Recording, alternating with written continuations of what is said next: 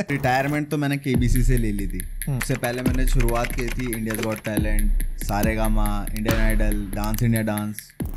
मेरे को चढ़ा दिया उन्होंने, अबे तू तो अजय देवगन सबको लेकर आ जाता है। ऐसे भाई ने ऐसे देखा ना, हाँ भाई ऐसे करके मैं वापस घूम गया। How is he in person? भाई बहुत अच्छे, हाँ बहुत प्रोफेशनल है। केबीसी में मेरी बहुत मेमोरीज बनी और मैं वाइब कर रहा हूँ। जैसी बंद हुआ ना, मैंने ऐसे देखा पीछे अमिताभ बच्चन मेरे साथ में वाइब कर रहे हैं उस गाने पे। आर्टिस्ट भी है जिनके आपने जर्नी देखी है। पैराडॉक्स ओके, बहुत प्यारा इंसान है। हाँ। वो जैसा पहले था ना, मतलब उससे ज्यादा प्योर हो गया अब। फैज भी इसी टाइप का ही है, वो भी बहुत हेल्पिंग हैंड है। ये दो ऐसे बंदे हैं जिनसे मैं बिना झिझक कुछ भी मांग सकता हूँ। We have Anand in the house. भाई कैसे हो? हर हर महादेव भाई, बहुत हर हर बढ़िया। महादेव, हर हर महादेव। और कैसे हो आप? बहुत बढ़िया भाई, कृपा है भोलेनाथ की और आपका प्यार है। ये बहुत बढ़िया। कैसा चल रहा है सब कुछ?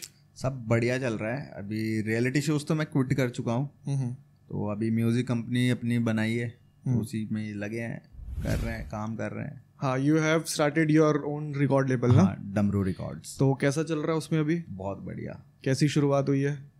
अच्छी हुई है शुरुआत, जनता के लिए बनाई थी। सोलमेट सही चल रही है, धीरे धीरे चल रहे हैं, कोई नहीं। बहुत सही, बहुत सही। और आपने अभी जो आप कह रहे हो, you have already taken retirement हाँ जी, out of reality shows. Yes, So Anand has a 15 years of experience into the reality shows. When did you started? 2010। 2010. From 2010 till 2025. Yes. 15 साल आपने इंडस्ट्री को दिए हैं बॉलीवुड को। yes, yes, first of all I want you to please एक बार explain करो आपने रियलिटी शोज कौन कौन से किए हैं फॉर द ऑडियंस। अभी रिटायरमेंट तो मैंने केबीसी से ले ली थी। उससे पहले मैंने शुरुआत की थी इंडियाज गॉट टैलेंट, अपना Saregama, Indian idol, dance India dance, मतलब यही रियलिटी शोज कर चुका हूँ मैं। ओके, मतलब ऑलमोस्ट आपने इंडिया के सारे ही किए हैं। हाँ जी, हाँ जी, हाँ जी। आपका प्रोफाइल उसके अंदर डिफरेंट प्रोफाइल पे काम किया मैंने। अच्छा, जैसे कि किसी शो में मैं ऑडिशन प्रोसेस मैनेजर रहा हूँ, किसी में कंटेस्टेंट मैनेजर रहा हूँ, किसी में क्रिएटिव प्रोड्यूसर भी था, किसी रियलिटी शो में मैं असिस्टेंट डायरेक्टर भी रहा हूँ। तो आपको मतलब, सब जगह का हाँ एक्सपीरियंस? जी, हाँ जी, हाँ जी। मैंने ना अपने आप को बाउंड नहीं करा वहाँ पे, क्योंकि मैं जब मुंबई गया था ना, तो मैं इस विजन के साथ गया था कि मुझे सीखना है। तो सीखने के दौरान ही मैं अलग अलग प्रोफाइल्स में गया हूँ। वो आज तक मैं सीख ही रहा हूँ और हमेशा सीखता ही रहूँगा। Very nice, very nice. And you have taken retirement, जैसे आप अभी बता रहे हो। What was the reason out of it? मतलब retirement in so early age? बस लाइफ में ना कुछ अलग करना था, मेरे को नया करना था, अपना कुछ करना था। क्योंकि मैं इतने साल से मुंबई में था और फिर मैं फैमिली को भी टाइम नहीं दे पाता था। और वैसे मेरा ऑफिस डमरू रिकॉर्ड्स का अपना मुंबई में ही है, बट मैं दिल्ली रहता हूँ। दिल्ली रहना प्रेफर करता हूँ फैमिली के साथ में, बिकॉज फैमिली को टाइम देना भी बहुत ज़रूरी है। मैं बहुत ज़्यादा डिटैच हो गया था फैमिली से। ओके, हाँ, प्रोफेशन की वजह से। तो मैंने कुछ ऐसा प्रोफेशन लिया जिसमें मेरा भी मन लगा रहता है। अब फैमिली के साथ हो तो फैमिली भी खुश है। बहुत सही, वेरी नाइस। सो थोड़ा अब रियलिटी शोज की बात करते हैं। How do you started? And मतलब अगर हम बात करें बैकग्राउंड में, रियलिटी शो सबको पता है, थोड़ा सा एक तो ये भी हवा है कि आर दे रियल और नॉट? इंडिया के रियलिटी शोज रियल हैं या नहीं है? रियल होते हैं भाई, रियलिटी शोज कहीं के पूरे रियल होते हैं। जितना मैंने काम किया मुझे तो रियलिटी लगी है। ठीक है, रियल ही होते हैं जो भी कास्टिंग होती है। मतलब हम लोग तो पूरी ईमानदारी के साथ करते हैं जो भी काम करते हैं, क्योंकि मैंने एज ए टैलेंट प्रोड्यूसर भी काम किया है। तो हमारा यही विजन होता था कि यार अच्छा टैलेंट लेकर आए रियलिटी में, अपने शोज वगैरह में। तो अच्छा टैलेंट हमारी प्रायोरिटी होती है और कुछ नहीं होता। उसके बाद जितने भी सारे एस्पेक्ट्स पे काम होता है, फर्स्ट प्रायोरिटी अपनी जो होती है वो टैलेंट होती है। ओके, हाँ। बट बैकग्राउंड में क्या प्रोसेस है? मतलब रियलिटी शो का जस्ट इन केस, मतलब जो भी कंटेस्टेंट, अगर वो कोई बच्चा भी रेडी हो रहा है, वो चाहता है मुझे रियलिटी शो में जाना है, हाँ जी, according to you what are the things important for him? मतलब उसको किन चीज़ों का बहुत ज़्यादा ध्यान रखना चाहिए? जैसे मैंने अभी है ना सिंगिंग रियलिटी शोज बहुत ज़्यादा ही करे हैं, तो मैं उस चीज़ पे बता पाऊंगा, उनको गाइड कर पाऊंगा कि पहले अच्छी तैयारी करे। कोई भी सिंगर है, अच्छी तैयारी करे। तैयारी किस चीज़ की? जैसे अभी रियलिटी शोज में हम पुराने ओल्ड स्कूल सॉन्ग्स ही लेते हैं, रेट्रो सॉन्ग्स लेते हैं। तो उस एरा के जितने सिंगर्स थे उनके सॉन्ग बैंक बनाए अपना। समझ रहे हो? ऐसे नहीं कि 2-4 सिंगर सुन लिए और 2-4 गाने सुन लिए और हम चले गए ऑडिशन देने, वहाँ पे रिजेक्शन हो जाएगा। ओके समझ रहे हो? आगे सरवाइव नहीं कर पाएगा। तो उसके लिए पूरी प्रेप करके जाए कंटेस्टेंट। जैसे अपना सॉन्ग बैंक बनाए, जैसे मोहम्मद रफ़ी साहब हैं, किशोर दा हैं, इन सब के गाने रेडी करके जाए वहाँ पे। ओके क्योंकि जब कंटेस्टेंट को सॉन्ग मिलता है ना, तो कम टाइम होता है प्रेप करने के लिए। वैसे मेंटोर्स होते हैं, म्यूजिक मेंटोर्स होते हैं वहाँ पे जो उसकी तैयारी कराते हैं, बट वो भी उतना ही ज्ञान देते हैं जितना रिक्वायरमेंट होती है। समझ रहे हो? तैयारी पूरी कराते हैं कि गाना मिल गया, जैसे रफ़ी साहब का कोई एपिसोड आने वाला है तो रफ़ी साहब के गाने मिल गए, उस एरा के गाने मिल गए, 70s के सॉन्ग मिल गए। तो बच्चे को है ना, जो भी कंटेस्टेंट जा रहा है, मैं उसको यही गाइड करूँगा, यही सजेस्ट करूँगा कि हर एरा के गाने वो रेडी करके रखे अपने पास। कम से कम 2-2.5 हज़ार गानों का बैंक तो रखे रेडी करके। अगर वो विनर देखता है अपने आप को किसी रियलिटी शो का, तो कम से कम 2.5-3 हज़ार गाने रखे अपने पास सॉन्ग बैंक में। And when you are saying कि वो प्रेप करे, मतलब प्रिपरेशन पूरी रखे अपनी, मतलब what do you mean by that? याद होने चाहिए उनको वो गाने। अच्छा, तैयार होने चाहिए, ताकि जब आपको सॉन्ग मिले तो आपके पास उतना टाइम हो कि आपके पास उतना, उस कंटेस्टेंट के पास उतना टाइम हो कि वो उसको ज़्यादा उसमें याद करने में टाइम वेस्ट ना करना पड़े। क्योंकि वो टाइम ही कम होता है, 2-3 दिन होते हैं प्रेप करने के लिए कंटेस्टेंट के पास, उसको फ्लुएंट होने के लिए उस चीज़ में। ओके हाँ, तो इस चीज़ को लेके मैं बता रहा हूँ कि वो प्रेप करके जाए। हाँ, और ऐसी कौन सी चीज़ है कि जो उसको, मतलब एक कंटेस्टेंट के लिए बहुत ज़रूरी है? कंटेस्टेंट की यूएसपी, अच्छा, यूनिकनेस होनी चाहिए। अगर वो अपनी यूनिकनेस पे काम करे, कुछ ऐसा क्रिएट करे, मतलब कुछ वैसी सरगम प्रिपेयर करे, या अपने अंदर की है ना यूनिकनेस को पहचाने। फर्स्ट ऑफ ऑल, जितना यूनिक कंटेस्टेंट होगा ना, उतना ज़्यादा रन करता है वो कंटेस्टेंट। नहीं, एज ए आर्टिस्ट भी बोल रहा हूँ मैं, कोई भी आर्टिस्ट हो इसमें, जितना वो यूनिक होगा ना, उतना ज़्यादा दिन तक चलेगा। आपने अभी मतलब अपने टेन्योर में देखा है कोई ऐसा कंटेस्टेंट जो बहुत यूनिक था and that has done wonders? हाँ, मोहम्मद फैज़ है, सलमान अली है, ओके, सचिन कुमार वाल्मीकि है, मतलब बहुत अच्छे कंटेस्टेंट की कैटेगरी में ही आते हैं ये। तो ये लोग है ना यूनिक ही थे स्टार्टिंग से, मतलब इन्होंने अपनी यूनिकनेस पे काम किया, तभी फैज़ सुपरस्टार सिंगर का विनर रहा। और भी बहुत सारे रियलिटी शो करे उसने, क्योंकि वर्सेटैलिटी पे उसने ज़्यादा काम करा अपनी। और सलमान अली भाई है अपने, उन्होंने भी अपनी यूनिकनेस पे काम किया। मतलब ये यूनिक बंदे थे जो आगे आज भी इंडस्ट्री में काम कर रहे हैं।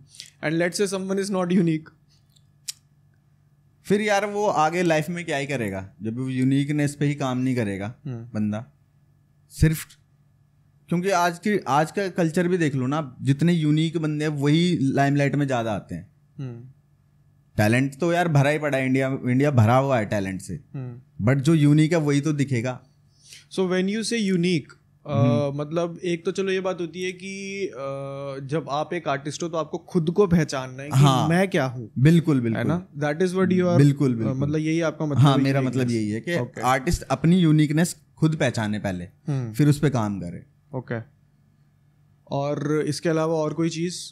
इसके अलावा बस यही सजेशन है कि फोकस होके काम करे, जो भी करे, कि अगर कहीं जा रहा है तो डिस्ट्रैक्ट मत हो। मतलब यूनिकनेस पहचानने के चक्कर में भी बहुत सारे बच्चे डिस्ट्रैक्ट हो जाते हैं, अपने अंदर की यूनिकनेस पहचानने के चक्कर में भी डिस्ट्रैक्ट हो जाते हैं। लाइक जैसे क्लासिकल वाले बंदे आजकल हिप हॉप में घुस रहे हैं, या हिप हॉप वाले बंदे कुछ क्लासिकल करने की कोशिश कर रहे हैं। दैट्स अ गुड थिंग कि अलग एक्सप्लोरेशन होनी चाहिए, एक्सप्लोर करते रहना चाहिए आर्टिस्ट को। बट उसी चीज़ में है ना, जब जो राइट टाइम होता है ना, वो निकल जाता है। मतलब अगर हिप हॉप वाला बंदा हिप हॉप पे ही फोकस होके कुछ अलग यूनिक चीज करता हिप हॉप में ही, तो उसको क्लासिकल की तरफ जाने की टाइम वेस्ट ना करना पड़ता। मतलब टाइम वेस्ट नहीं है, एक्सप्लोरेशन है, करते रहना चाहिए, सभी को करना चाहिए एक्सप्लोर तो, बट वही है डिस्ट्रैक्ट ना हो दूसरी चीजों से। मतलब you become the master of one thing and then you can shift to another thing. बिल्कुल बिल्कुल, हाँ, पहले मास्टरी कर लो एक चीज में, फिर दूसरी चीज सीख लो, तो वही है। और थोड़ा ग्लैमर भी मेरे ख्याल से थोड़ा तो कुछ तो काम आता है। That is what I have seen. देखते हैं कि प्रेजेंटेबल है कि नहीं है कंटेस्टेंट, बात कैसी करता है, कम्युनिकेटिव है कि नहीं है, वो सब देखते हैं वो। बट वो बाद की बात है, फर्स्ट प्रायोरिटी टैलेंट ही होती है। हाँ, और मुझे लगता है कि और जो आपके थोड़े एक्स्ट्रा स्किल्स होते हैं, someone is a good speaker let's say, हाँ पब्लिक स्पीकर, सो वो सब चीजें, someone is good in the interactions, वो एक शो में एक 4 चांद लगाने वाली बात होती है कि हाँ कंटेस्टेंट, और हम इस कंटेस्टेंट को और कैसे दिखा सकते हैं। तो ये जैसे मोमेंट वगैरह क्रिएट करते हैं, लाइक वो बात कर रहा है जजेस के साथ, मस्तीबाजी कर रहे हैं। जैसे राघव आया था, राघव फुल मस्तीखोर था अपना, राघव जुयाल, वो फुल मस्तीखोर, आज भी मस्तीखोर है, बढ़िया बंदा है, दिल का बहुत अच्छा इंसान है राघव जुयाल, वो भी अच्छा है। ओके, सो मतलब basically these are the things जो कि एक कंटेस्टेंट के लिए बहुत जरूरी है कि भाई before going to a reality show, इस चीज में है ना फेकनेस ना लेकर आए कंटेस्टेंट, जो अंदर से आ रहा है ना, मतलब अंदर से जो चीज निकल रही है वही रियल है, समझ रहे हो। अब ये चीज जैसे मैंने बताया कि कम्युनिकेटिव होने, तो कुछ बच्चे है ना बहुत ज्यादा बातूनी भी हो जाते हैं, वो उस चीज को जैसे अपने टैलेंट पे फोकस ना करके वो सब इन सेकेंडरी चीजों पे फोकस करने लग जाते हैं। तो वो चीज भी ना हो भाई, टैलेंट ही प्रायोरिटी है, जो भी सिलेक्शन होगा तुम्हारे टैलेंट की वजह से ही होगा, ये सब सेकेंडरी चीजें। ओके, एंड एक बार मेरे को ये बताओ कि जो पीछे का प्रोसेस, चलो मैंने तो देखा है वो process, but there are people जैसे जो कंटेस्टेंट है, दे डोंट नो कि पीछे का प्रोसेस क्या होता है, रियलिटी शो के पीछे का प्रोसेस क्या है। एंड आई थिंक कि वो जानना एक कंटेस्टेंट के लिए बहुत जरूरी है, ताकि वो अपने माइंड में पहले से प्रिपेयर हो। गिविंग माई पर्सनल एग्जाम्पल, क्योंकि मुझे when I went to the मतलब रियलिटी शो, तो हमें पीछे का प्रोसेस नहीं पता था, so everything was coming as a surprise because we were not prepared for that. Art wise हम प्रिपेयर्ड थे पूरे के पूरे, ठीक है, लेकिन इन टर्म्स ऑफ जो प्रोसेस था उसके लिए हम प्रिपेयर्ड नहीं थे। सो वो मतलब आप एक बार एक्सप्लेन करोगे कि हाँ भाई वो पीछे का प्रोसेस क्या सारा का सारा? प्रोसेस भाई बहुत सारी टीमें काम करती हैं, क्रिएटिव टीम काम करती है, प्रोडक्शन टीम काम करती है, और अपना टैलेंट टीम होती है काम करती है, जो कंटेस्टेंट को लेकर आते हैं, सिलेक्ट करके लेकर आते हैं टैलेंट टीम। फिर क्रिएटिव टीम उनका पीसीआई वगैरह करते हैं, पीसीआई मतलब कुछ इंटरव्यूज वगैरह होते हैं जो कंटेस्टेंट्स की हम जानकारी वगैरह कलेक्ट करते हैं, ठीक है। उसके बाद फिर उसकी कैरेक्टराइजेशन होती है कंटेस्टेंट की, मतलब हमें इस बच्चे को कौन से गाने देने हैं, इसकी आवाज़ कैसी है, ये सब हमारे म्यूजिक मेंटर्स, क्रिएटिव टीम, हम सब लोग बैठ के डिज़ाइन करते थे कि इसको कौन से सिंगर्स के गाने दें। ये सब प्रोसेस चलता रहता है। फिर उसकी कैरेक्टराइजेशन होती है, फिर उसके ऊपर और काम किया जाता है, उसके लुक्स पे काम किया जाता है कि इसको कैसे अच्छा प्रेजेंट कर सकते हैं हम ऑडियंस के बीच में, उसके लुक्स पे, और इन सब चीज़ों पे यही होता है प्रोसेस। फिर आगे जाके देखो स्क्रिप्ट जैसा कुछ नहीं होता वहाँ पे, जो स्क्रिप्ट होती है, अब किसी भी एंकर को अभी ऐसे तो नहीं छोड़ सकते स्टेज पे, समझ रहे हो, उसको पूरा फ्लो चार्ट बना के देते हैं कि भाई इस कंटेस्टेंट के बाद ये कंटेस्टेंट आएगा, वो सब चीज़ होती है। फिर जो जजेस के साथ में जो इंटरेक्शन होता है एंकर का, वो होता है वो बिल्कुल प्योर होता है, कुछ लिख के नहीं देते। जो एंकर जो भी बोलता है ना वो लिखते हैं, ऐसा नहीं है कि बिल्कुल भी वो नहीं होता, स्क्रिप्ट होती है, थोड़ी बहुत होती है स्क्रिप्ट, जो कि स्पॉन्सर्स के लिए बोलते हैं, स्पॉन्सर्स के लिंक्स वगैरह होते हैं जो एंकर्स को बोलना ही पड़ते हैं, तो वो सिर्फ स्क्रिप्टेड होता है, वो सब चीज़ें स्क्रिप्टेड होती है। बाकी ऐसा कुछ स्क्रिप्टेड नहीं होता कि इसको ही विनर बनाना है, वैसा कुछ नहीं होता। बाकी सब टैलेंट का खेल है। ओके, बाकी सब टैलेंट पे है। एंड जो जजेस वगैरह भी कमेंट्स वगैरह देते हैं वो सब उनके खुद के होते हैं। अच्छा, कोई बैकएंड से कुछ नहीं जाता, बस उनको ये बताता है कि हाँ इस कंटेस्टेंट का बाद ये वाला कंटेस्टेंट आने वाला है। जो हमारी टीम बैठी होते हैं ना बैकएंड पे, वो बताते हैं इसके बाद ये कंटेस्टेंट आने वाला है, इसका ये वाला गाना है। जैसे सपोज अगर कभी कभी शीट नहीं जाती है उनके पास, परफॉर्मेंस शीट नहीं जाती है कि लिरिक्स वगैरह नहीं गए हैं, और दूसरी चीज़ें भी लिखी होती हैं उसमें कि किसी स्केल पे गाया है इसने, वो सब लिखा होता है। ओके, ठीक है, इसने कौन सा स्केल गाया, कितने टेम्पो पे गाया, वो सब एक शीट में मेंटेन करके हम देते हैं जजेस को कि इसका ये पूरा है परफॉर्मेंस का डाटा, तो उसी के अकॉर्डिंग ही वो भी जजमेंट पास करते हैं। जो भी देते हैं वो उनका नेचुरल होता है, कोई किसी को कुछ नहीं जाता बैक एंड से। ओके, हाँ, सिर्फ उनको इन्फॉर्मेशन ये देते हैं कि ये कंटेस्टेंट आ रहा है, इसका ये गाना है और आप देख लो। सो बेसिकली मतलब ये फिर वैसा वाला सेटअप हो गया कि in the sense you are basically updating about the next event. हाँ, उस टाइम के प्रोसेस के हिसाब से अब आगे क्या होने वाला है, बिल्कुल यू आर अपडेटिंग मी कि ये आगे होने वाला है, so I should act on that. बिल्कुल, एक्ट मेरा नेचुरल होगा। हाँ, है ना। जो भी कमेंट होते हैं वो उनके नेचुरली होते हैं। जैसे नेहा कक्कड़ अगर वो रो भी रही है तो भाई वो नेचुरली रो रही है, वो है इमोशनल है, रियल लाइफ में भी इमोशनल है। आप कभी मिलोगे तो वैसे ही मिलेंगे, वो बहुत डाउन टू अर्थ है नेहा कक्कड़। ओके, और मतलब उसके बाद चलो ठीक है, जजेस ने कमेंट्स वगैरह कर दिए, देन उसके बाद if you are selected then further, rejected तो चलो बंदा अपना घर, आई एम सॉरी आपको घर आना पड़ेगा वापस, ठीक है जी। लेकिन अगर इफ़ यू आर सेलेक्टेड, नहीं रिजेक्ट भी होता है ना, तो हमारे प्रोसेस है कि साइकेट्रिस्ट होता है वहाँ पे, डॉक्टर अवेलेबल होता ही होता है, जो रिजेक्ट हो जाता है उसका मतलब काउंसलिंग के लिए।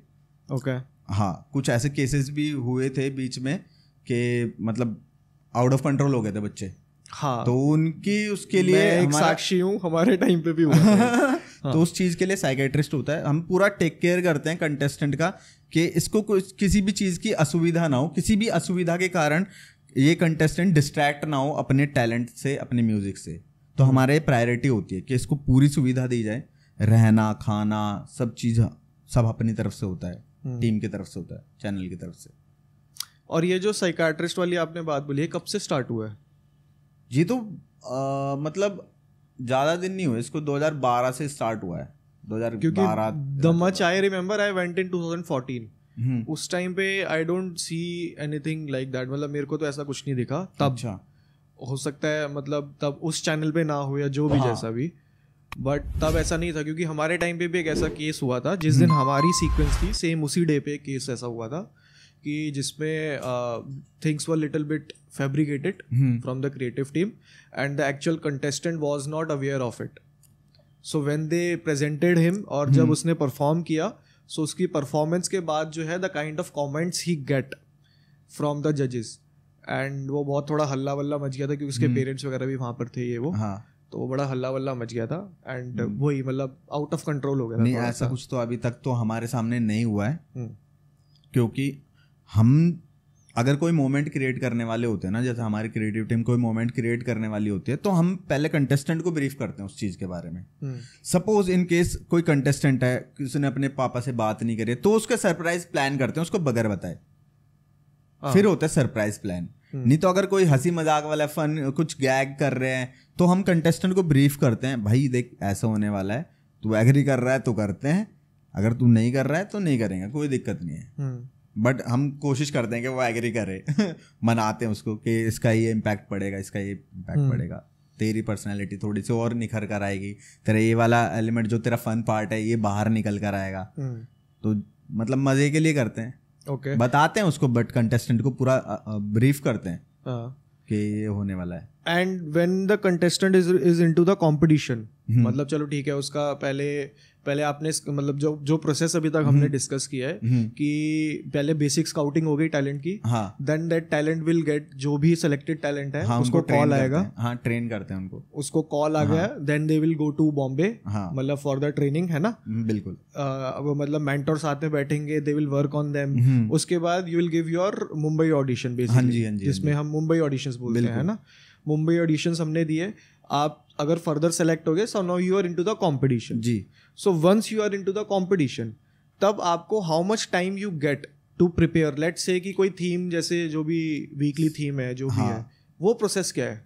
जैसे सपोज स्टार्ट हो गया हमारा कंपटीशन, स्टार्ट हो गया, टॉप 10 सेलेक्ट हो गए, ऑन एयर हो गया हमारा, ऑडिशंस वगैरह ऑन एयर हो गए, सब चीज़ स्टार्ट हो गया, तो उसके बाद है ना कंटेस्टेंट के पास सिर्फ 2 दिन ही होते हैं, सिर्फ 2 days होते हैं।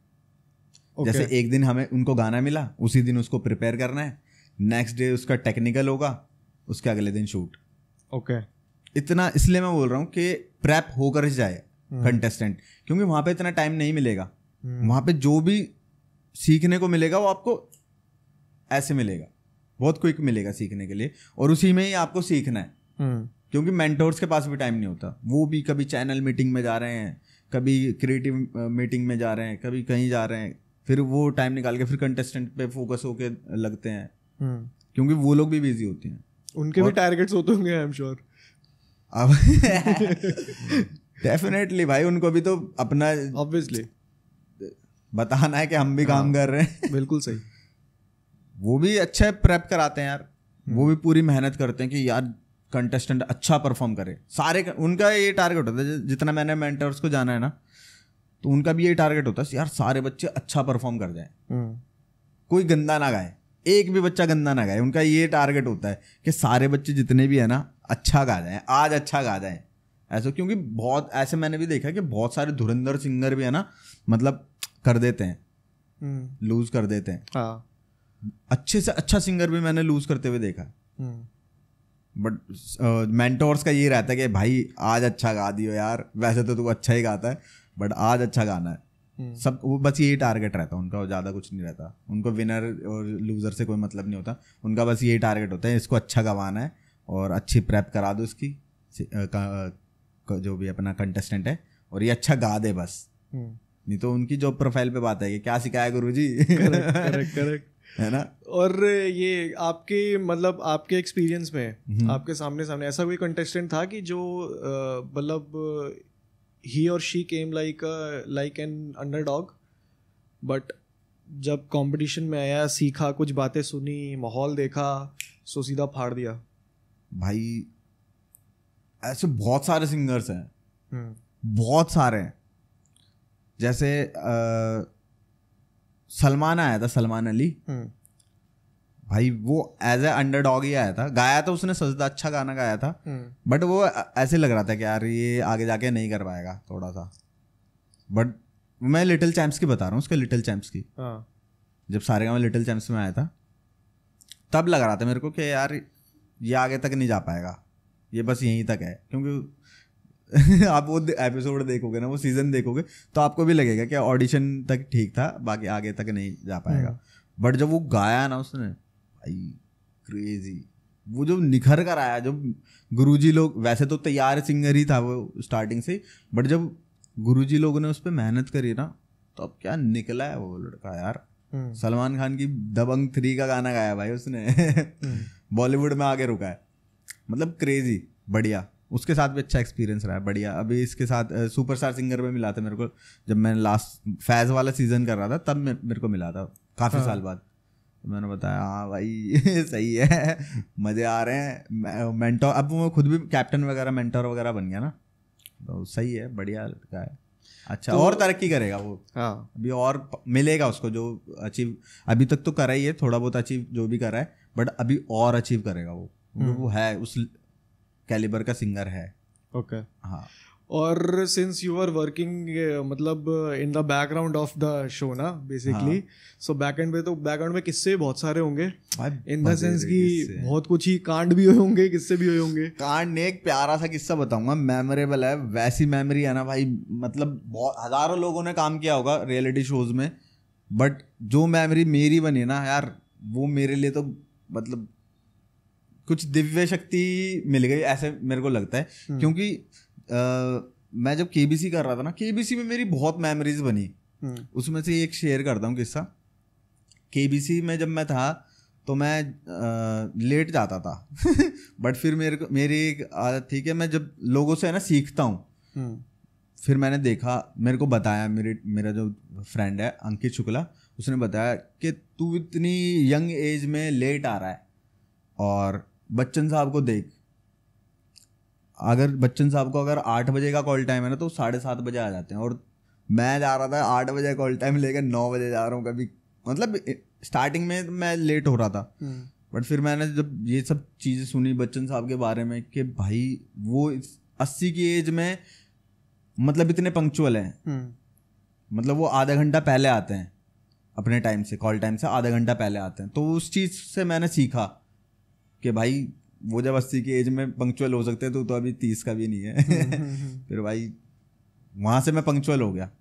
फिर एक दिन मैं जल्दी पहुँच गया, जल्दी गया सेट पे, तो मेरा भाई है वर्चुअल, उसने कोई गाना बनाया था मीटर खींच के, तो वो सुन रहा था मैं, और उसने बोला मेरे को कॉल करके, भाई कुछ बनाया है क्रेजी सा, आप सुन के बताओ कैसा लग रहा है। क्योंकि वो जब भी गाना बनाता है ना सबसे पहले मुझे भेजता है क्योंकि मैं ही हूँ उसका लिसनर पहला मैं ही सुनता हूँ उसके गाने सबसे पहले। तो मैंने सुना और मैं वाइब कर रहा हूँ, मीटर खींच के ऐसे चल रहा है, और मैं वाइब कर रहा हूँ उस गाने पे।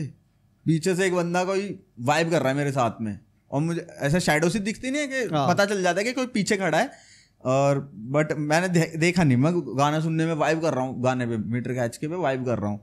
और जैसी बंद हुआ ना, मैंने ऐसे देखा पीछे पलट के, भाई अमिताभ बच्चन मेरे साथ में वाइब कर रहे हैं उस गाने पे मैं हो रहा यार ये क्या, अरे भाई हम सुनते हैं म्यूजिक सुनते हैं। फिर क्या नाम है, फिर भाई मैं उस टाइम पे मैं फूला नहीं समाया, यार बच्चन साहब मेरे पीछे खड़े थे और मैं गाने सुन रहा हूँ, हरियाणवी कोई रैप सुन रहा हूँ, हरियाणवी हिप हॉप सुन रहा हूँ। फिर मैंने वर्चुअल को बताया, आज तुझे पता है क्या हुआ है? बोला भाई क्या? हमारा बच्चन साहब गाना सुन रहे थे मेरे साथ में। मतलब बोल रहा है भाई क्रेजी हो गया है। तो हम प्लान कर रहे थे हमारा अब ये वीडियो बनेगी इसकी बहुत बड़ी, और इसमें कोई बड़ा ही फीचर लेना है, नहीं तो छोटा नहीं करना है यार ये, क्योंकि अब बच्चन साहब ने सुन लिया, गाना हो गया बड़ा। फिर भाई उसमें जब हम कर रहे थे, इसको प्रोड्यूस कर रहे थे, तो फिर सोच रहे थे कि किसको ले। फिर सामने से एल्विश की और वर्चुअल की अच्छी दोस्ती थी। अच्छा। दोनों का बना, उसने भी बताई होगी कुछ स्टोरी, उसके भी दिमाग में बैठ गई, एल्विश की भी। फिर एल्विश बिग बॉस से पहले हम लोग कर चुके थे इसका शूट। अच्छा। मीटर का शूट कर चुके थे। फिर जब बिग बॉस से आया, फिर उसकी परमिशंस वगैरह ली कंपनी ने, जिस कंपनी से वो आया था। फिर करा रिलीज, गाना फटा, बड़ा हुआ, बड़ा गाना है वो, एल्विश की रील्स में चलता है। फिर बच्चन साहब है ना, पता म्यूजिक बहुत सुनते हैं। हाँ। मतलब उनका एक गाना है, यूट्यूब पे देखोगे ना, उनका एक गाना है माँ करके।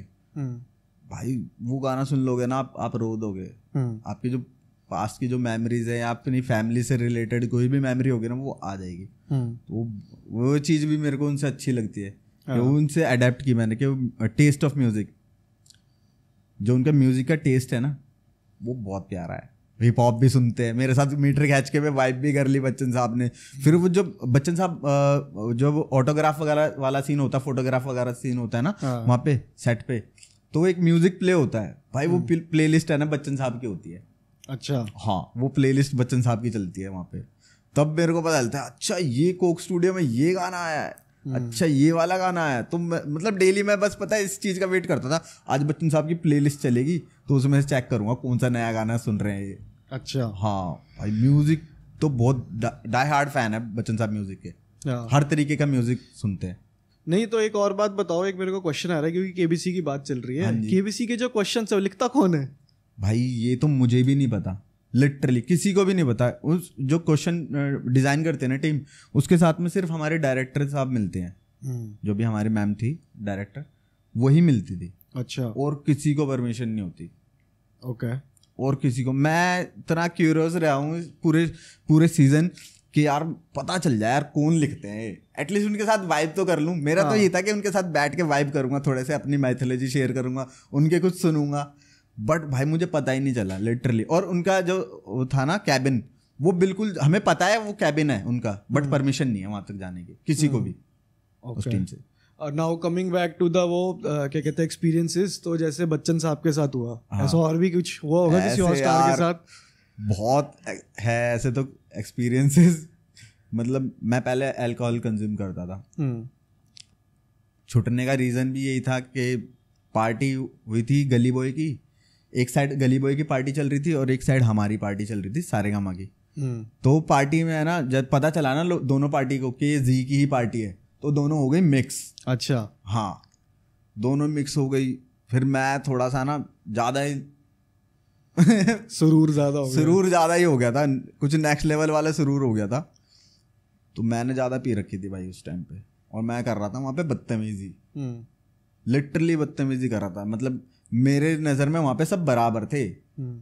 कोई हेड है वो अपने घर पे होगा, ऑफिस में होगा हेड, पार्टी में कोई हेड वेड नहीं है, वैसा वाला सीन चल रहा था। भाई मैंने थोड़ी सी बदतमीजी कर दी। तो उस दिन फिर टीम ने तो कुछ नहीं बोला मेरे को, क्योंकि पता था साला हाई है, पी गए। फिर उन्होंने ऑफिस में जो मेरे को ह्यूमिलेट किया ना यार, जो भिगो के जूते मारे हैं। फिर उसके बाद भाई मैंने ना शराब छोड़ दी लिटरली। घर आके मेरा एक छोटा सा बार हुआ करता था घर पे, जहाँ पे मैं रहता था, तो मैंने तोड़ दिया पूरा।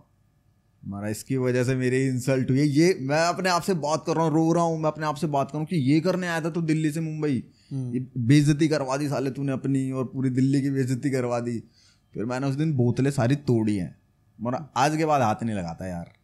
फिर उस दिन का दिन है, मेरे को हो गए कम से कम, गली बॉय कब आई थी, 2018 में आई थी ना। आज 7 साल हो गए, तो 7 साल से तो भाई नहीं पी। और एक आपका वो सलमान खान के साथ भी था ना? अरे यार वो तो क्रेजी था भाई। मतलब लाइफ में फटना किसको बोलते हैं, वो पहली बार मैंने वहाँ पे एक्सपीरियंस किया था। कि जैसे मेरा कैबिन था, मैं क्रिएटिव प्रोड्यूसर था उस शो में, एसोसिएट क्रिएटिव प्रोड्यूसर था, सॉरी। तो मेरा कैबिन था पीसीआर के साथ में, मतलब मैं वहीं पे रहता था ज़्यादातर टाइम, मेरा वहीं रहता था। किसी की एंट्री पे गाना बजाना तो अपन ही बजा रहे हैं सब, मतलब मस्ती वाला काम था अपना भी। तो भाई वहाँ पे जितने भी आर्टिस्ट आते हैं सब स्मोकर्स तो होते ही हैं, कोई नहीं भी पीता होगा, बट मोस्टली जितने भी आर्टिस्ट आए ना सारे पीते ही थे। तो भाई सिगरेट पीने को कोई भी आता ना तो मेरी टीम वाले बोलते हैं आनंद यार इधर सेट पे नहीं पीने देना इसको, तो जा इसको, जैसे अर्जुन कपूर आ गया या कोई और आ गया, अजय देवगन आ गया, तो इनको बोल दे कि इधर आगे पी लेंगे तेरे कैबिन के पास। तो मैं जाता था, बस सर इधर नहीं पीनी, आप मेरे साथ आओ, मेरे कैबिन में पी लो आराम से चिल करके तो मैं ऐसे सभी को लेकर आ जाता था। बट एक बार पता नहीं, हाँ भारत मूवी आई थी उस टाइम पे, उसका इंटीग्रेशन था, सलमान भाई आए थे, तब मेरी टीम वाले बोल रहे सलमान खान है भाई, ने बस है ना पैकेट है ना ऐसे सेट कर रहे थे, तो टीम वालों को लगा कि ये भी निकाल लेंगे, तो मैं गया, अब नहीं मेरे को चढ़ा दिया उन्होंने, अबे तू तो अजय देवगन सबको लेकर आ जाता है, इसको जाके बोलते हैं ये कौन सा वो है, भगवान थोड़ी है, सलमान खान ही तो है ऐसे मेरे को चने के झाड़ पे चढ़ा दिया भाई उन्होंने। फिर मैं गया ऐसे बिल्कुल मारा, यार बोल तो सही रहे, भगवान थोड़ी है, इंसान ही तो है। जैसे ही गए ना, सलमान भाई का जो ऑरा था ना ऐसे लगाया मेरे वुक करके भाई इतना खतरनाक हो रहा सलमान खान का। जैसे मैं गया हूँ ऐसे ऐसे करके गया हूँ, ठीक है, जैसे भाई ने ऐसे देखा ना, हाँ भाई ऐसे करके मैं वापस घूम गया और भाई मैं वापस अपने कैबिन में आ गया। टीम वाले बोल रहे हाँ भाई क्या है, मारा जाके खुद बोल दे भाई सलमान खान ना, ऐसा लग रहा था मारेगा तू रैप्टे मतलब मुझे रोकेगा तू। बट भाई ने पी नहीं थी वहाँ पे सिगरेट वगैरह, वो सेट कर रहे थे ना, पैकेट सेट कर रहे थे, बट मेरी तो फट गई खामा कहाँ बस ये था भाईजान के साथ तो किस्सा। फिर सेट पे मिल रहे थे, मिले, अप्रिशिएट करा उन्होंने काम, बढ़िया कर रहा है। How is he in person? भाई बहुत अच्छे, जैम ऑफ द पर्सन भाई, and I think he is very professional, मतलब हाँ बहुत प्रोफेशनल है, टाइम पे आते हैं जब मूड होता है नहीं आते हैं, टाइम पे आते हैं भाई। अपने साथ तो अच्छा एक्सपीरियंस है तो हम वो शेयर करेंगे, बाकी लोग का सुना है मैंने कि भाई लेट आते हैं, मैं वो तो नहीं बता पाऊंगा ना, क्योंकि वो उनका एक्सपीरियंस है। मेरा जो एक्सपीरियंस है, पर्सनल एक्सपीरियंस है, मेरे साथ ये रहा है कि भाई आर्टिस्ट मेरे को सारे अच्छे मिले हैं, बहुत अच्छे से बात करने में, बात भी अच्छे से करते हैं, मिलते अच्छे से हैं, पूछते हैं क्या कर रहे हो, इसके बाद क्या प्लान है, मतलब अच्छे आर्टिस्ट ही मिले अपने साथ। तो जितने भी लोग आए ना सबने अच्छे से बिहेव करा है एज ए बिहेव। और ऐसे भी कोई आर्टिस्ट हैं जो मतलब may be in public forum they are very, मतलब बहुत ज्यादा स्वीट और ऐसा पब्लिक को लगता हो, but in person they are very rude? नहीं यार, ऐसा मैं भी किसी के साथ इतना ज्यादा इंडल्ज हुआ नहीं हूँ, क्योंकि अपना काम, I don't want you to name, मतलब मैं नेम नहीं, बट ऐसा हाँ है, ऐसे बहुत हैं, भरे पड़े हैं भाई, जिनको एक अलग ही लेवल का वो है, घमंड है कि मैं इस लेवल पे हूँ ऐसे बहुत सारे हैं, बट नाम नहीं लूंगा। बट हम भी मेरे को ऑफ कैमरा पता लग जाएगा आप लोगों को नहीं पता लगेगा नहीं क्या ही बोले यार, उनके नाम का क्या लेके क्या ही फायदा है। नहीं मैं भी है ना अपनी है ना जब मेमोरीज है ना, पॉजिटिव मेमोरीज ही कलेक्ट रखता हूँ। अगर ऐसा कुछ इंसिडेंट होता भी ना, मैं 2 मिनट में इरेज कर देता हूँ ऐसे लोगों को जो मेरे को मिलते हैं ना, ऐसे जो घमंडी टाइप होते हैं। 2 मिनट में भाई तुझे मुझसे काम नहीं है, मुझे वो तुझसे काम नहीं, तू भी निकल। मेरा तो वैसा सीन रहता है जब किसी भी लेवल का आर्टिस्ट हो, अगर भाई उसकी वाइब अच्छी नहीं है ना तो मैं उसके साथ कभी काम नहीं करूँगा। फर्स्ट ऑफ ऑल वाइब अच्छी होनी चाहिए। सपोज अभी मैं म्यूजिक में भी जब आ रहा हूँ ना, तो मैं पर्सनली बैठता हूँ लोगों के साथ, मैं जानता हूँ कि इन पर्सन इन जनरली बंदा कैसा है, क्योंकि अगर वाइब अच्छी होगी तो मैं उसके साथ लॉन्ग टर्म काम करूंगा। अब वाइब अच्छी नहीं होगी तो एक प्रोजेक्ट यार मैं एक प्रोजेक्ट में किसी के साथ नहीं करने वाला कि एक प्रोजेक्ट करा और चलो भाई झोले डंडा लेके निकल लिया, नहीं वो ऐसा वाला सीन नहीं। अगर मैं काम करूंगा तो मैं, क्योंकि मैं रिलेशन बनाने में ज़्यादा बिलीव करता हूँ कि अगर काम कर रहे हैं तो अच्छा काम कर रहे हैं और आगे तक के लिए काम करें। और ऐसे ही आपके एक्सपीरियंस, कुछ हिप हॉप आर्टिस्ट भी है जिनके आपने जर्नी देखी है और क्या कहते हैं यू हैव सीन देम मतलब राइजिंग? हाँ भाई, पैराडॉक्स ओके, बहुत प्यारा इंसान है। हाँ, आर्टिस्ट जितना अच्छा है ना उससे ज़्यादा अच्छा वो इंसान है। हाँ, मतलब उसका बिहेवियर है ना चेंज नहीं हुआ है, उसका बिहेवियर आज तक चेंज नहीं हुआ है। इतना बड़ा मुकाम पाने के बाद भी अभी भी उसका बॉलीवुड में ट्रैक आया है। मतलब आ जाता है लोगों में कि मैंने बॉलीवुड में कर लिया काम और फिर मैं ये वो, हवाबाजी फुल पावर, बट नहीं, वो जैसा पहले था ना, मतलब उससे ज़्यादा प्योर हो गया अब, क्योंकि वो चीज़ों को समझता है। मेरे साथ तो उसका बहुत ही अच्छा है ही। अगर इन फ्यूचर कभी उसको किसी भी चीज़ की ज़रूरत लगेगी ना, तो मैं खड़ा हूँ उसके लिए, क्योंकि जब मेरे साथ प्रॉब्लम चल रही थी ना, तो ही वाज द वन जो मेरे साथ खड़ा था। पैराडॉक्स खड़ा था मेरे साथ, मतलब जब मेरी मदर एडमिट थी हॉस्पिटल में, अच्छा, तो पैराडॉक्स खड़ा था भाई मेरे साथ, फुल कंधे से कंधा मिला के। अवेलेबल नहीं था, बट ऐसा भी नहीं था कि वो अवेलेबल नहीं है, वो मेरे को पता ही नहीं चल रहा था, क्योंकि कनेक्ट थे हम लोग फ़ोन पे। तो जब मदर एडमिट थी तो उसने काफ़ी हेल्प करी मेरी, इधर से मोहम्मद फैज़ ने हेल्प करी। मतलब ये लोग ऐसे हैं यार जिनको देख के मोटिवेट होता हूँ मैं कि हाँ यार ऐसा रहना है। मतलब इन चाहे उम्र में चाहे छोटे हैं मेरे से, बट यहाँ पे है ना समझदारी देखी जाती है, उम्र नहीं देखी जाती कभी भी आर्टिस्ट की। आर्टिस्ट कितना समझदार है, वो समझते हैं यार चीज़ों को। हाँ, सही में सही एज में आके उनको पता चल गया कि ज़्यादा घमंड नहीं रखना है, ग्राउंडेड रहना है। और यही चीज़ उनको बड़ा बनाती है और लोगों से, उनके एज ग्रुप के और लोगों से बड़ा बनाती है। मैं तो चाहता हूँ और तरक्की करें भाई। मैं बहुत खुश होता हूँ जब भी कोई गाना आता है ना, उसका I am the first one जो शेयर करता है हर जगह। मतलब इंस्टा स्टोरीज पे डालता हूँ मैं, अपने ब्रॉडकास्ट में डालता हूँ, व्हाट्सएप पे शेयर करता हूँ सब दोस्तों को कि भाई पैरा का गाना है या फैज़ का गाना है। तो मैं बहुत एक्साइटेड होता हूँ, इनके काम आता है ना जब बाहर, तो मैं बहुत एक्साइटेड होता हूँ। और ठीक है, अच्छा कर रहे हैं भाई, और अच्छा करें, महादेव की पूरी कृपा है उनके ऊपर, और रखें। मैं तो चाहता हूँ, मैं दुआ करता हूँ उनके लिए कि भाई और इनको मिले ये, क्योंकि ये ऐसे लोग ज़्यादा बड़े होंगे ना तो और अच्छी चीज़ें फैलेंगी फिर सोसाइटी में। क्योंकि जैसे मैं भी सोशल वर्क करता रहता हूँ, अपना डोनेशंस वगैरह करता रहता हूँ, और ये लोग भी करते हैं, तो ये चीज़ मेरे को बहुत पसंद आती है। ये चीज़ भी मेरे को इनसे कनेक्ट रखती है, मतलब दे आर स्टिल ग्राउंडेड। हाँ, बहुत ग्राउंडेड। पैराडॉक्स को तो देख के भी लगता है, मतलब उसको देख के लगता भी है कि वो काफी ग्राउंडेड भाई, वो करता भी है, लोगों के लिए बहुत करा उसने। मतलब अपने दोस्तों को बहुत सपोर्ट करता है। मतलब उन जैसे सपोज कोई डील आ रही होती है, सपोज उसकी डील नहीं होती, तो वो दोस्तों के पास कर देता है कि भाई अगर मेरे साथ नहीं बन पा रही तो भाइयों के साथ बना लो। तो वो ऐसा है। ये चीज़ नहीं देखी मैंने, और लोगों में नहीं देखी कि किसी के पास काम आया है तो वो पहले तो यही सोचते हैं कि भाई ये काम किसी और के पास ना आ जाए, करेक्ट है ना, ये मैं ही कर दूं। बट जब उसकी बात नहीं बनती तो दोस्तों की तरफ पास करता अपने कि भाई मैं नहीं कर पाऊंगा तो ये लोग हैं अवेलेबल, ये लोग कर लेंगे। ऐसे बहुत सारे इंसिडेंट हैं जो हुए हैं।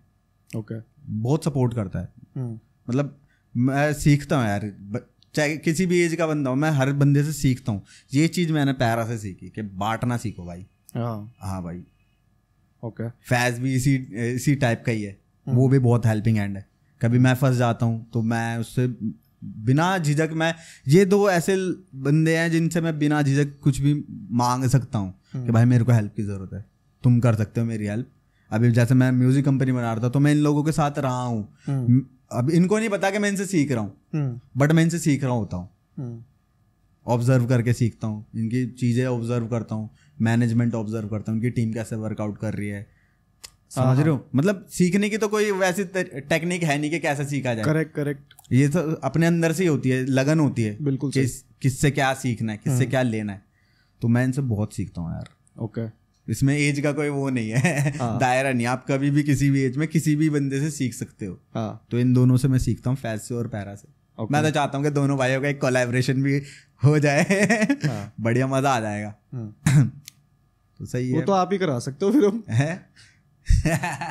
मैं बोलूँगा भाइयों कोलैबोरेशन हो जाए और होगा तो बढ़िया होगा भाई, जो भी होगा ना। दोनों, क्योंकि दोनों खिलाड़ी हैं, सेम एज ग्रुप के ही हैं और खिलाड़ी हैं भाई, मास्टर हैं अपनी चीज़ों में। तो जब भी होगा तो बढ़िया ही होगा जो भी होगा। और उनके अलावा मैं जैसे भी मेटल रैप की हम बात कर ही रहे थे, चीर फाड़, वो भी कुछ यूनिक कर रहा है। अभी टाइम नहीं है, बट जब उसका टाइम आएगा तो उसका दौर आएगा भाई, बढ़िया मेटल रैप का भी सीन आएगा। आज से ये लगा लो 2-3 साल बाद फटने वाला मेटल रैप सीन। अभी जैसे मैं अभी hip hop, Haryanvi hip hop है, ये बूम कर रहा है। ये ढांडा न्योली वाला है, ये बढ़िया पीक पे है। तो इसी की लीग में है ना राजस्थानी हिप हॉप फटने वाला है, जिसमें भी बहुत अच्छा आर्टिस्ट है नित्सी। बढ़िया क्रेजी आर्टिस्ट भाई, वो जब फटेगा तो नेक्स्ट लेवल ही जाएगा। हाँ तो अभी तो यही लोग हैं जिनको मैं सुन रहा हूँ। डांडा को सुन रहा हूँ और अपना नित्सी को सुन रहा हूँ। नित्सी का भी अभी गाना रिलीज हुआ है तो उसको भी सुन रहा हूँ। बढ़िया ओके बढ़िया कर रहे हैं यार। मतलब जो इंडियन हिप हॉप है ना वो अच्छे हाथों में जा रहा है और ग्रो करेगा अभी हिप हॉप तो इंडिया में। अभी कुछ ही हुआ है, थोड़ा बहुत ही हुआ है मेरी नज़रों में तो, बट जब इंडियन हिप हॉप 100% ग्रो करेगा ना तब आएगा मज़ा मज़ा। हाँ और फिर आपने रिकॉर्ड लेवल खोलने की कैसे सोची? यार मैं ना जैसे वो एक्सपीरियंसेस ही होते हैं जो ये सब डिसीजन लेने पे मजबूर कर देते हैं। देखो मेरे को कुछ करना भी था अपनी लाइफ में। हाँ। अगर मैं इस बिजनेस म्यूजिक बिजनेस में नहीं आता तो मैं किसी और बिजनेस में जाता, क्योंकि मेरा तो परसेप्शन यही था कि मैं अपना खुद का काम करूं। क्योंकि मैं इतना इंडस्ट्री को ऑब्जर्व कर चुका था क्योंकि मैं इंडस्ट्री को इतना ऑब्जर्व कर चुका था कि मुझे अपना काम करना ही था। अगर म्यूजिक इसमें नहीं आता, कंपनी नहीं बनाता, तो फिर मैं अपना प्रोडक्शन हाउस ओपन करता। ओके करना मुझे खुद का था। म्यूजिक में इसलिए आ गया क्योंकि मैंने ना बहुत सारी चीजें है ना ऐसी गलत देखी जो कि नहीं होनी चाहिए थी। जैसे कि अभी इंडिपेंडेंट आर्टिस्ट जो होते हैं, डिस्ट्रीब्यूटर्स उनसे एक एक गाने का पैसा चार्ज करते हैं। मतलब डिस्ट्रीब्यूशन का पैसा जो उनके अर्निंग होगी उसमें से परसेंटेज तो जाएगा ही जाएगा, but apart from that percentage वो अपलोडिंग का भी पैसा लेते हैं। तो ये चीज मेरे को गलत लग रही थी कि यार अपने एटलीस्ट अपने लोगों के साथ तो ना हो। तो इसलिए इसी चक्कर में मुझे बनाना पड़ा अपना म्यूजिक कंपनी। तो यही रीजन था, सबसे बड़ा रीजन तो यही था कि यार एक गाना अपलोड करने का तुम कोई 5,000 चार्ज कर रहा है, कोई 10,000 चार्ज कर रहा है, कोई 20,000 चार्ज कर रहा है, तो ये चीज तो गलत है ना। बिल्कुल। अगर तुम उससे परसेंटेज ले रहे हो 20% 30% ले रहे हो तो ये सब चीजें मत लो ना स्टार्टिंग में। हाँ। अब एक प्रॉपर एक डील ही कर लो कि भाई इतना % रहेगा, आप अपलोडिंग करो अनलिमिटेड। हाँ। तो वैसा सीन कर लो। बट इनिशियल स्टेज पे ही तुम, एक तो बेचारे इंडिपेंडेंट आर्टिस्ट के पास पैसे नहीं होते, ऊपर से ये शोषण है, ये प्रॉपर शोषण है यार। क्योंकि एक बंदे के पास पैसे नहीं है रिकॉर्डिंग करने की भी, अब वो कैसे कैसे करके बेचारा धक्के खा के कैसे कैसे पैसे जोड़ के वो कर रहा है, रिकॉर्ड कर रहा है, और फिर ये इस तरीके का शोषण कि भाई अपलोडिंग का भी पैसा लगेगा, डिस्ट्रीब्यूट करने का पैसा लगेगा। तो ये चीज़ मेरे को गलत लगी। हाँ, मैं हमारा यार अपना कुछ करते हैं और अपन ही बनाते हैं सब चीज़। So what are the values you are taking in your label? क्योंकि रिकॉर्ड लेबल्स को लेके बड़ी हवा है इस टाइम पे मार्केट में, and it has become a very hot topic in being independent और you are going into record label. मैं तो है ना हर आर्टिस्ट को है ना जितना मैं फ्री हैंड रख पाऊँ मैं साइन नहीं करता किसी आर्टिस्ट को। जिस भी आर्टिस्ट के साथ मेरा काम करना हुआ है ना, मैं देखो गाने का जो कॉन्ट्रैक्ट होगा वो एक डिफरेंट थिंग है, ठीक है, बट मैं किसी को है ना ऐसा बाउंड नहीं कर रहा हूँ कि तुम मेरे साथ काम कर, तुम मुझे कमा के दे मैं तेरे उसमें से शेयर होगा। नहीं भाई, तेरे को जहाँ काम करना है ना वहाँ काम कर। क्योंकि मैं ना आर्टिस्ट को है ना इतना फ्री हैंड छोड़ देता हूँ कि भाई जहाँ से काम आ रहा है ना वहाँ पे करो, जहाँ पे तुम्हारा गाना जा रहा है उस, जैसे सपोज डमरू रिकॉर्ड्स मेरा वो है, रिकॉर्ड लेबल है, तो अगर यहाँ पे बात नहीं बन रही ना तो मैं रिकमेंडेशन में डाल देता हूँ कि रिकमेंड कर देता हूँ आर्टिस्ट को कि भाई मेरे पास तेरा गाना सेल आउट नहीं होगा तो तू दूसरे वाले पे चले जा, वो बंदा करेक्ट है, वो इस जॉनरा में डील करता है, तो मैं ऐसे रिकमेंड कर देता हूँ लोगों को। ये भी चीज नहीं देखी थी मैंने तो कि कोई रिकमेंड ही कर रहा है। सपोज मेरे पास तो किसी दूसरे लेवल से नहीं आया रिकमेंडेशन कि भाई तुम इस जॉनरा में काम कर रहे हो तो तुम ले लो, ऐसा नहीं है। हम तो खुद ही जाके कर रहे हैं और मैं तो रिकमेंड करते हैं। जैसे सपोज कोई, अभी मैं हिप हॉप में डील नहीं कर रहा हूँ, ठीक है, करूँगा इन फ्यूचर, करूँगा, जरूर करूँगा यार, हिप हॉप मेरा कोर है, ठीक है, बट अभी मैं भी सीख रहा हूँ चीज़ें, सीखते सीखते ही आएगी ना चीज़ें। बिल्कुल सही। तो अभी मैं हिप हॉप में डील नहीं कर रहा हूँ क्योंकि मेरे को अभी हिप हॉप को किस लेवल तक लेके जा सकते हैं उस चीज़ के बारे में नहीं पता, अभी मैं सीख ही रहा हूँ, ठीक है। बट मैं ना जितने भी मेरे हिप हॉप आर्टिस्ट दोस्त हैं मैं उनको रिकमेंड कर देता हूँ, भाई मैं नहीं कर रहा हूँ तो बट ये कर रहा है, हाँ, इसके पास चले जाओ, ये कोर कर रहा है अभी और ये सपोर्ट भी कर रहा है लोगों को, तो ये कर लेगा। तो मैं सपोर्ट इस वे में भी कर रहा हूँ। फिर जैसे सपोज मेरे साथ अभी कुछ लोग जुड़े जिन्होंने अभी सोलमेट बनाई, उनको भी मैंने गाइड किया कि भाई प्रॉपर IPRS कराओ अपना, ठीक है, और भी सोसाइटीज़ हैं जिसमें रजिस्ट्रेशन करा सकते हो आप। तो मैं एक प्रॉपर एक मेंटोर की तरह उनको गाइड कर देता हूँ कि भाई ये सब तुम्हारे बेनिफिट के लिए है। देखो मैं कॉन्ट्रैक्ट में जितनी परसेंटेज डिसाइड हुई है मुझे तो उतनी मिलने वाली है, करेक्ट, ठीक है, बट उनका जो पार्ट है वो ना मर जाए, तो उनको भी पता होना चाहिए कि ये तुम्हारा शेयर है, यहाँ से ये सोसाइटी है, यहाँ पे रजिस्टर करना पड़ेगा आप लोगों को, यहाँ से आपका शेयर आएगा। अब ऐसा नहीं है कि परसेंटेज डिसाइड हो गए तो मेरे पास 100% आ रहा है। आर्टिस्टों के वहम होता है कि लेबल को 100% आता है और लेबल फिर डिस्ट्रीब्यूट करता है। हम लोग डिस्ट्रीब्यूट नहीं करते, वो ऑलरेडी वहीं से आता है। जब हमारे पास जिस परसेंटेज शेयर पे हम अपलोड करते हैं ना कंटेंट, तो उसी परसेंटेज पे आता है। जैसे सपोज मेरा 50% है तो मेरे पास 50% ही आएगा। आर्टिस्ट को मिला है 12%, 25% जो भी मिला है लिरिसिस्ट को और उसको कंपोजर को, तो उनको उतना ही परसेंटेज जाएगा। वो सोसाइटीज होती हैं जो रॉयल्टीज वगैरह डायरेक्ट जाता है हाँ, वो उनको डायरेक्ट जाता है, वो रजिस्टर उनको करना पड़ता है। तो मैं भी ये भी गाइड करता हूँ कि भाई अपना प्रॉपर करा के रख लो, ये तुम्हारे बेनिफिट है। नहीं तो फिर बोलोगे कि भाई हमारा परसेंटेज खा गया लेबल। हाँ। ऐसे नहीं होता। और आपके लेबल से आपने कुछ प्रोजेक्ट्स जो है आपने मेरे को बताए हैं and they are very interesting. So would you like to थोड़ा सा आप बताओगे? पहला प्रोजेक्ट तो आ ही गया है ऑलमोस्ट, मेरा सोलमेट, जिसमें 4 गाने हैं, वो तो रिलीज हो गया है, उस पर चल रहा है काम, टीम कर रही है, काम कर रही है उस पर। ठीक है, एक और प्रोजेक्ट मेरा आने वाला है 108 नेक्स्ट लेवल। उसमें 108 गाने होने वाले हैं विद 27 आर्टिस्ट, इंडिया के अलग अलग एरिया के, अलग अलग जॉनरा के। ओके हाँ, 27 आर्टिस्ट हैं और 44 लैंग्वेजेस हैं जो इसमें काम चल रहा है, और 108 गाने हैं, 55 समथिंग इंस्ट्रूमेंट उसमें यूज हो रहे हैं। तो ये भी एक तरीके से वर्ल्ड रिकॉर्ड ही है कि इतनी बड़ी कोलैबोरेटिव मिक्स टेप नहीं आई अभी तक। मतलब एक आर्टिस्ट ने 108 गाने तो डाले हैं, बट इतने ज़्यादा artist, 27 artist, 44 language, 55 instrument India के, एक मिक्स टेप में मैंने नहीं देखे अभी तक कोई कर रहा है।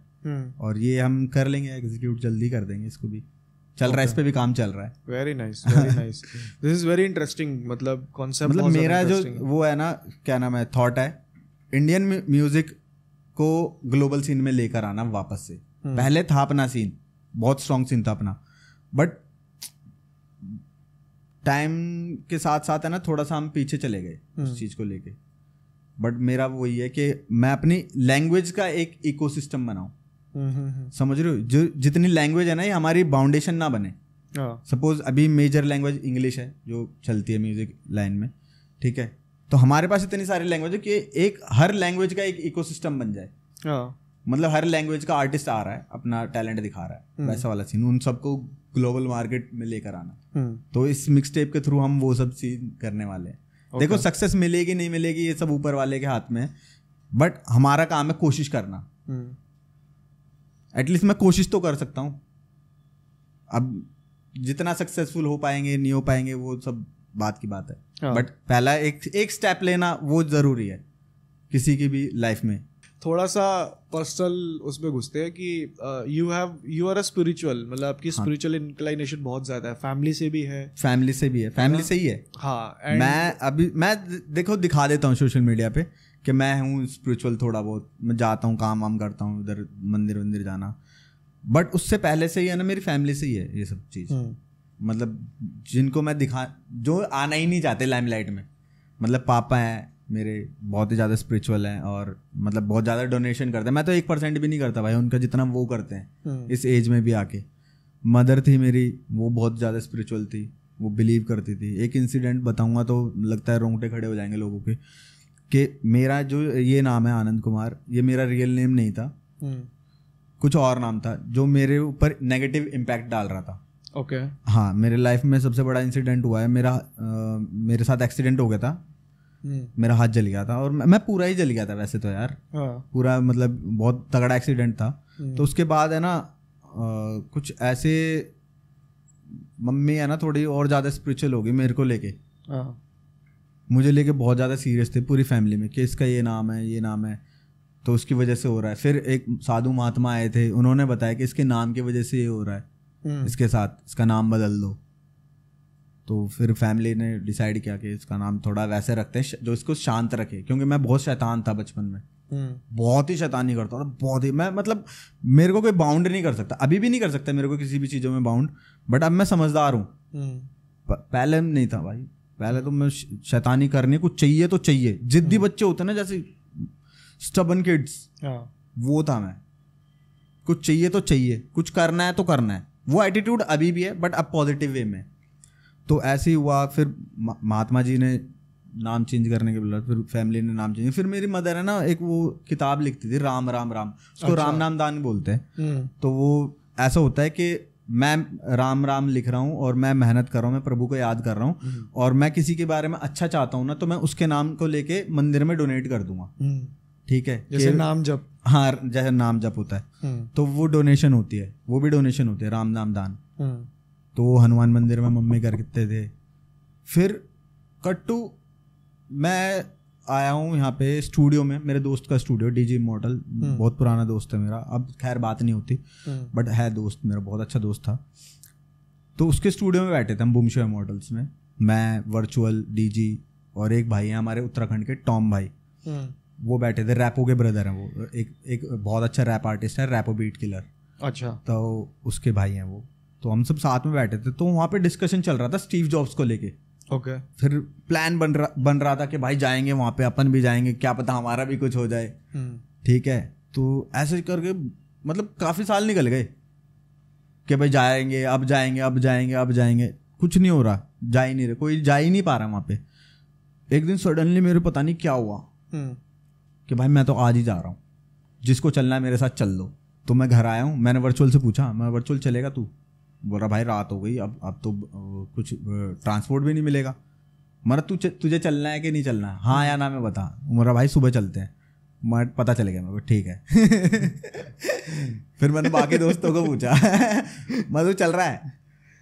बोल रहा भाई सुबह चलते हैं, ये चलते हैं, गोलीबाजी हुई। मारे भाई ये लोग तो नहीं जाएंगे, और मेरा इतना मन हो रहा है कि मैं आज ही पहुंच जाऊं। मतलब कोई एनर्जी, कोई डिवाइन एनर्जी मेरे को बुला रही है अपने पास कि अभी आ, ऐसे कुछ करके मेरे को खींच रही अपनी। और फिर मैंने मम्मा को बोला, मम्मा मैं ऐसे ऐसे तीर्थ पे जा रहा हूँ। तो मम्मा ने बोला अभी रात को क्या मिलेगा तेरे को, कुछ ट्रांसपोर्ट वगैरह कुछ नहीं मिलेगा, सुबह चला जाइयो। मोरा नहीं मम्मी अभी जाना है मेरे को, अभी जाऊँगा तो सुबह की आरती ले पाऊँगा मैं। ऐसे बोल के मैंने बैग वैग उठाया और निकल गया मैं। चार्जर वार्जर डाला फ़ोन का, ये दो इम्पोर्टेंट होती थी चीज़ें, एक मेरी नोटबुक जिसमें मैं राम राम लिखता था और एक चार्जर, बैग में डाला, चलो। कपड़े भी नहीं लिए मैंने, कुछ भी कपड़े नहीं लिए, बस ये दो चीज़ लेके मैं निकल गया। अब मैं पहुँचा हूँ बस अड्डे पे। वहाँ पहुँच के भाई मैं ढूंढ रहा हूँ बस, मुझे कुछ नहीं पता कैसे जाना है, बस इतना पता है नीम करौली जाना है। ओ भाई मैं बैठ गया वहाँ पे थक हार के, कुछ ट्रांसपोर्ट का कुछ पता हो तो जाऊँ भी ढंग से। पता ही नहीं है। अब मैं वहाँ जाके पूछ रहा हूँ नीम करौली कौन जाएगा, नीम करौली कौन जाएगी, ये बस जाएगी। वो मना कर रहे हैं, उनको भी नहीं उतना ज़्यादा पॉपुलर था ही नहीं उस टाइम पे कि नीम करौली जगह है। वो तो विराट जब गया तब पॉपुलर हुआ है इतना ज़्यादा।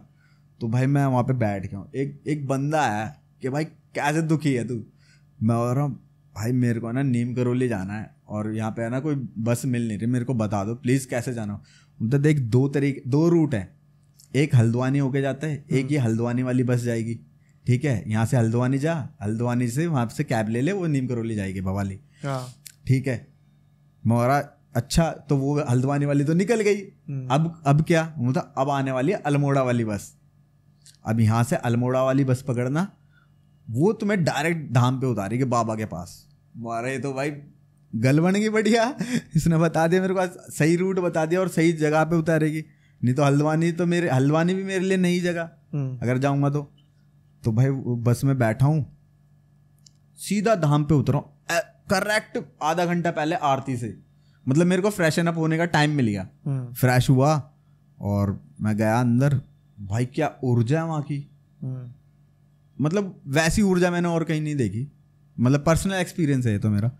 भाई मैं गया हूँ, मैंने अपना हनुमान चालीसा का जाप करा वहाँ पे, 7-8 जाप करे मैंने वहाँ पे, और मैं अलग एनर्जी लेकर आया हूँ वहाँ से। फिर जब मैं आया ना, मैंने वहाँ से एक छोटी सी फोटोग्राफ ले ली बाबा की। अच्छा। कमली वाली की।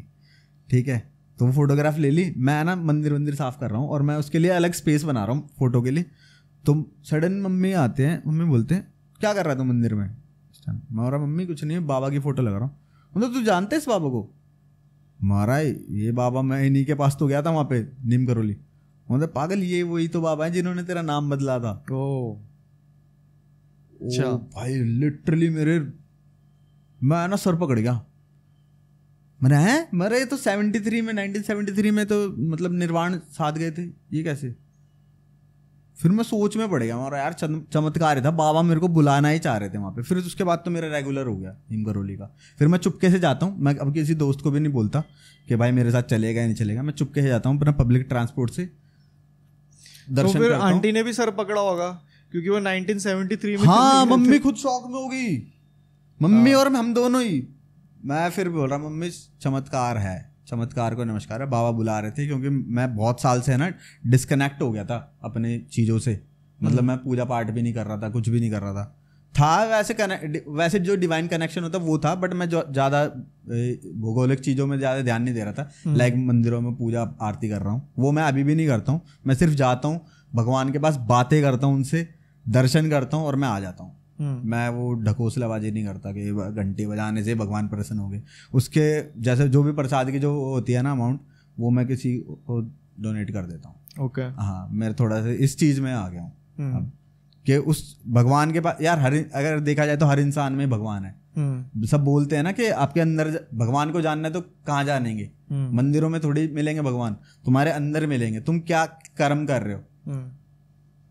तो अब भी मैं उस वे में आ गया हूँ कि मैं अपने अंदर के भगवान को तो पहचान ही गया हूँ, मैं सामने वाले के भगवान को भी पहचानता हूँ कि मैं जैसा कर्म करूंगा मेरे को वैसा ही फल मिलने वाला है। अगर मैं किसी के साथ अच्छा करूंगा तो आज वो अच्छा नहीं करेगा मेरे साथ, बट वो कभी ना कभी मेरी हेल्प जरूर करेगा। मैं इस विजन को लेके चलता हूँ हमेशा। अब very nice and very beautiful story भाई। मतलब बाबा का है भाई, आशीर्वाद है बाबा का अपने ऊपर। मैं जब भी जाता हूँ कुछ ना कुछ दे के ही भेजते मेरे को कि खाली हाथ नहीं जाएगा तू यहाँ से, तू आया तो कुछ लेके जा। ये कंपनी जब बनाने वाला था तब भी बाबा का आशीर्वाद था, और अब आगे काम कर रहा हूँ तब भी बाबा का आशीर्वाद है। फुल पावर दर्शन भी देते मेरे को, लोगों में दिखवा देते हैं अपनी झलक। वो तो है ही है ना कि मतलब भगवान मतलब इंसान के रूप में आते हैं ना। हाँ, मदद करने, वो झलक दिखा देते हैं अपनी। अब जो वो बस वाला जिसने आपको रूट बताया, बिल्कुल हो सकता है ना कि वो भगवान का रूप उस टाइम पे कि भाई क्या कहते हैं, बिल्कुल कि बेटा ऐसे ऐसे जाना है। हाँ, पूरा रूट बताया उनको। हल्द्वानी जाएगा तो लेट पहुंचेगा, इससे जाएगा तो करेक्ट आरती वाले टाइम पे पहुंचेगा। हाँ, बहुत सही वैसे। And also your family is into the मतलब एनिमल केयर और भाई हमारे 18 कुत्ते थे 2011 में। फिर अब ऐसा है कि अब हम घर में नहीं लाते, अब बाहर ही उनको, जो भी स्ट्रे डॉग्स होते हैं उनको बाहर ही हम वो रखते हैं, पूरा ख्याल रखते हैं। पापा जब भी जाते हैं ऑफिस जाते हैं तो उनका खाना देते हुए जाते हैं, आते हैं तो खाना देते हुए आते हैं। फिर कभी मैं रहता हूँ तो मैं पानी देते हुए निकल जाता हूँ उसी रूट पे। ओके। तो ये है, अपनी फैमिली है थोड़ी सी इस चीज में। बहुत सही, पूरी फैमिली। ऐसे नहीं कि मैं और मेरे पापा ही कर रहे हैं, भतीजे भी मेरे ऐसे हैं, मेरी नीस भी ऐसी है, नेफ्यूज वगैरह सब ऐसी हैं। मतलब फैमिली में ही है, रूट्स में है। हाँ। Any message you want to give to the upcoming artist? बस आर्टिस्ट लोग को यही बोलूंगा भाई, जो भी डिसीजन लो ना अपनी लाइफ में वो फोकस होके करो, घाई में कुछ मत करो। सपोज अगर आप किसी लेबल के साथ डील कर रहे हो ना तो प्रॉपरली वो कॉन्ट्रैक्ट पढ़ो। पहली बात अच्छे से पढ़ो, टाइम लो। ऐसे नहीं है कि आज प्रेशर डालते हैं, लेबल वगैरह डालते हैं प्रेशर कि भाई साइन करके भेज दो, हमें आगे देना है। आराम से लो, टेक योर टाइम, पढ़ो, किसी से एडवाइस ले लो, अच्छी तरीके से पढ़ के करो। जो भी करना है बढ़िया तरीके से करो।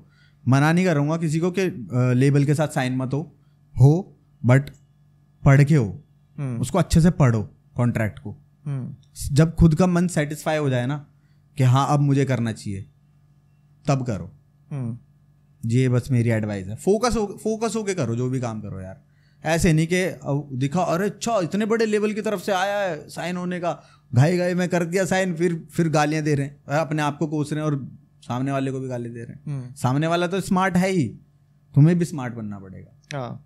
टाइम लो, लेवल को बोलो भाई मेरे को टाइम चाहिए, मैं अपने लीगल से बात कर रहा हूँ, प्रॉपर पढ़ के फिर साइन करके दो। जब तुम्हारा पूरा पेट भर जाए कि भाई अब इसमें कुछ लूप नहीं है, और हाँ अगर आपको कुछ लग रहा है कि इसमें कुछ बदलना चाहिए तो आप बेझिझक बोलो। किसी भी लेवल का लेबल हो, आप बोलना सीखो। अपने हक के लिए लड़ो भाई। कोई वो नहीं है कि वो तुम्हें दबा देंगे, वो आज दबा देंगे।